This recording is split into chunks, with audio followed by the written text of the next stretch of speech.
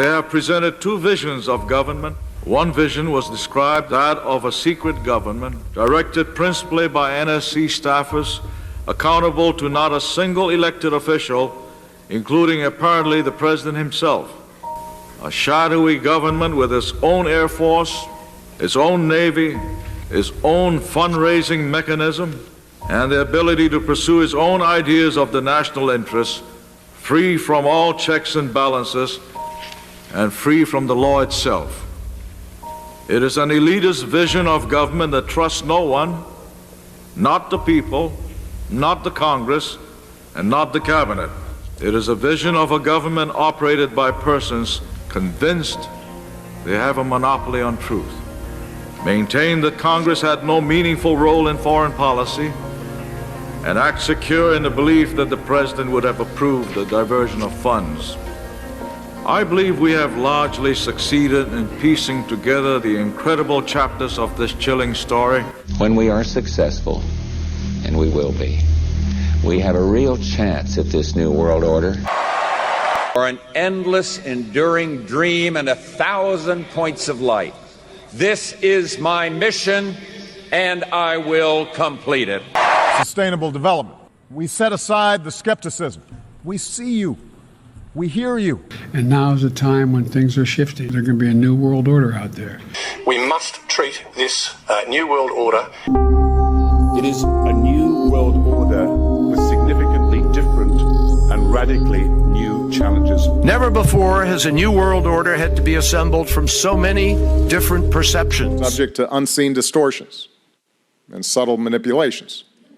Lies, conspiracy theories, junk science, quackery. And over time, we lose our capacity to distinguish between fact and wholesale fiction. We control them, and we can remake them. He was more capable of running intelligence activities than the CIA that would conduct covert operations. That this all sounded like a good idea. I believe these hearings will be remembered longest for the extraordinary and extraordinarily frightening views of government they exposed, for riding roughshod over the constitutional restraints built into our form of government. This is a dangerous world, they said. That, my fellow citizens, is an excuse for autocracy, not for policy. Because no times were more dangerous than when our country was born, when revolution was our midwife. Times hardly less challenging than our own present.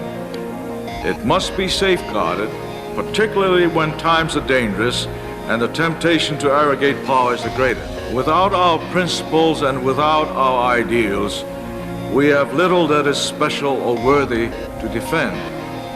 History records that almost 200 years ago in September of 1787, as the Constitutional Convention was finishing its business, a bystander asked Benjamin Franklin, "Well, doctor, what have we got?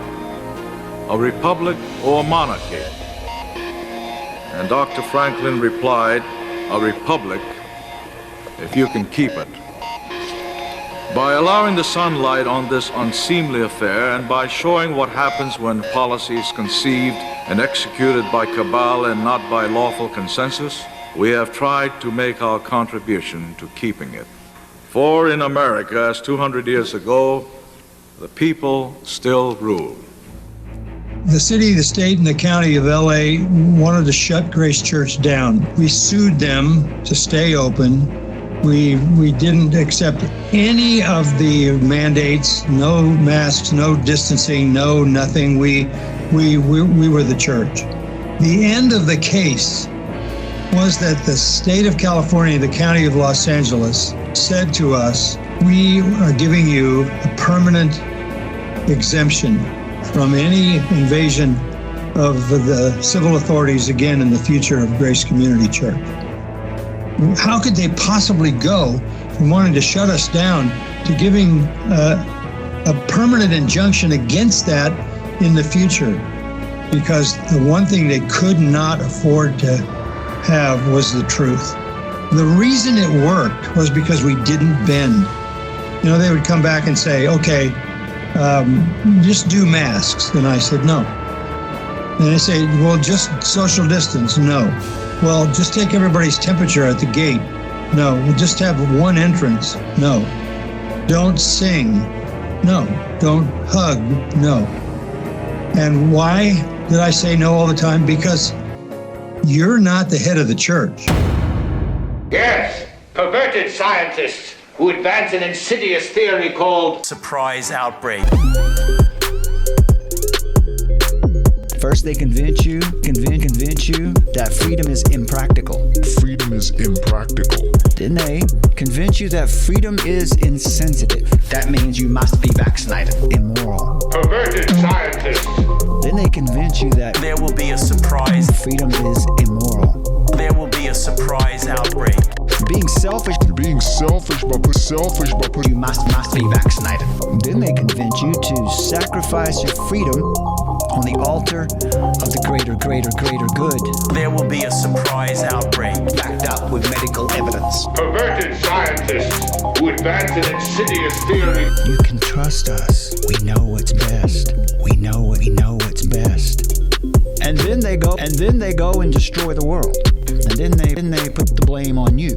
That means you must be vaccinated. Perverted scientists who advance an insidious theory.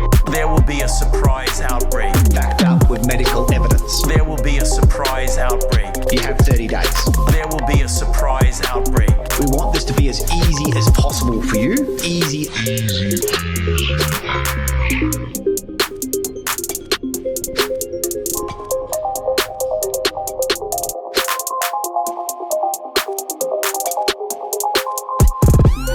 Yes, perverted scientists who advance an insidious theory called surprise outbreak.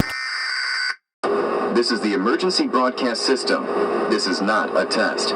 Repeat, this is not